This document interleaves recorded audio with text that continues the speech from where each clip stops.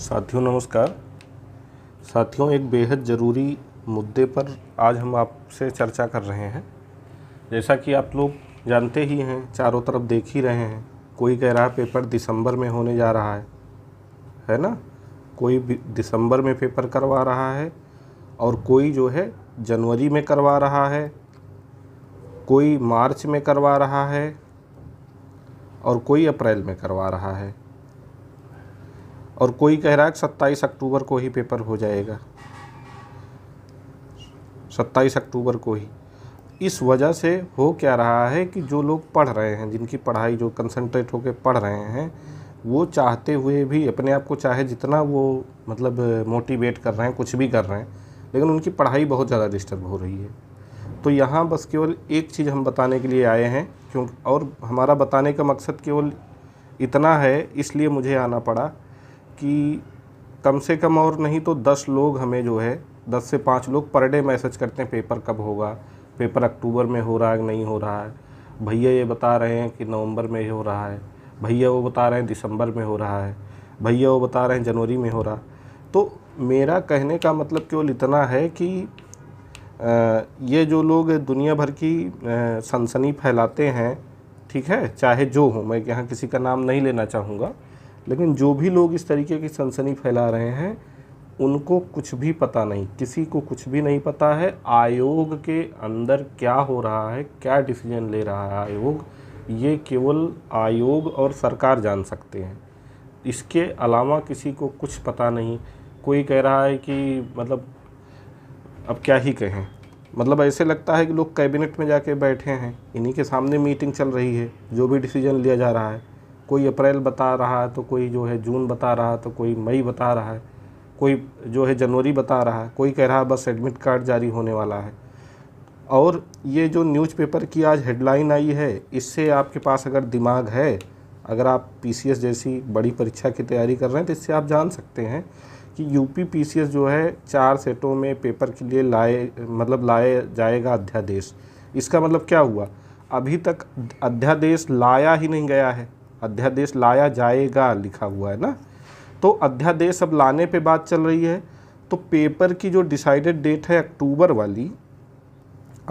वाली ये तो नहीं होना है 27 अक्टूबर को, ठीक है, लेकिन दिसंबर में एग्ज़ाम होगा कि नहीं होगा ये भी कोई नहीं कह सकता है।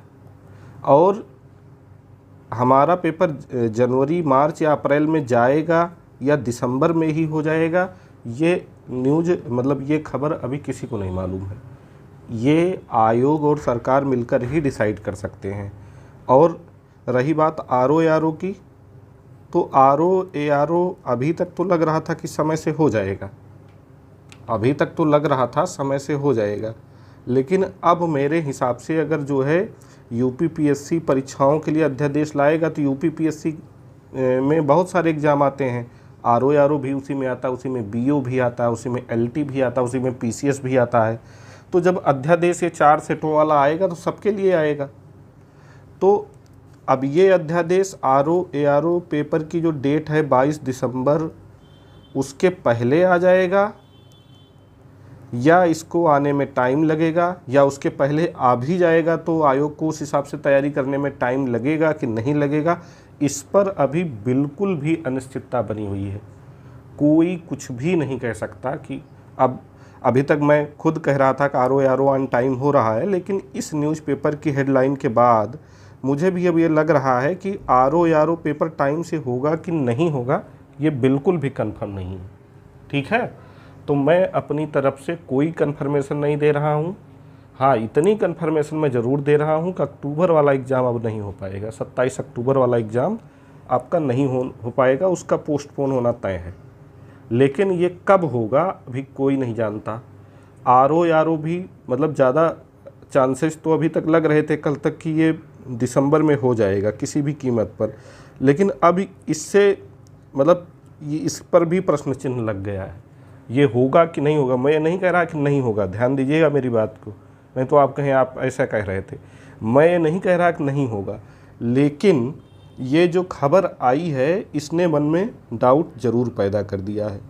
तो किसी को कुछ भी नहीं पता, इधर उधर पूछने से बेहतर है आयोग के नोटिस का इंतज़ार किया जाए।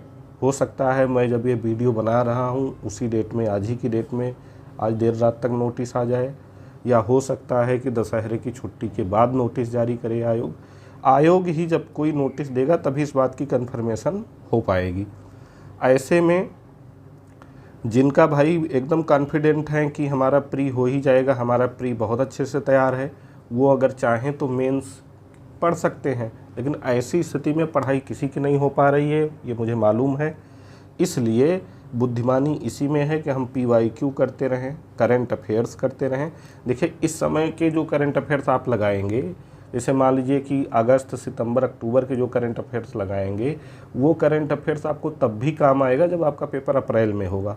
पेपर अगर अप्रैल 25 में होगा तब भी जो है अगस्त सितंबर 2024 के करंट अफेयर्स पूछे जाएंगे। तो उन करंट अफेयर्स को आप अच्छे से पढ़ते रहिए। PYQ आपको हमेशा काम आएंगे, घटना चक्र आपको हमेशा काम आएगा। हिंदी पढ़ेंगे तो RO चाहे जब होगा, लेकिन हिंदी अभी से जो पढ़ेगा, जो 60 आउट ऑफ 60 बना के मतलब टारगेट चल रहा है, उसके लिए फ़ायदा ही फ़ायदा है। तो इसलिए इधर उधर भटकने से बेहतर है, हमारी मतलब यही सलाह है कि इस अनिश्चितता की स्थिति में भी आप अपना 80% टाइम प्री पर ही दीजिए, जो ये सिचुएशन है। अगर नोटिस आ जाता है, मान लीजिए पेपर आपका अप्रैल में चला जाता है, तब आप अपना 80% टाइम अभी मेंस पे दीजिएगा, 20% PT पे दीजिएगा, ठीक है। लेकिन ये अनिश्चितता की स्थिति में RO, ARO और PCS दोनों परीक्षाओं को देखते हुए, और हाँ BPSC भी लगा हुआ है, तो उसको भी देखते हुए बुद्धिमानी इसी में है कि हम अभी अपना प्री वाला सिलेबस ही कंप्लीट करते रहें, प्री के सिलेबस पे ही पढ़ते रहें, घटना चक्र पढ़ते रहें, क्रॉनिकल पढ़ते रहें, और जो दृष्टि वाली घटना चक्र वाली मैगजीन आई है उसको पढ़ते रहें।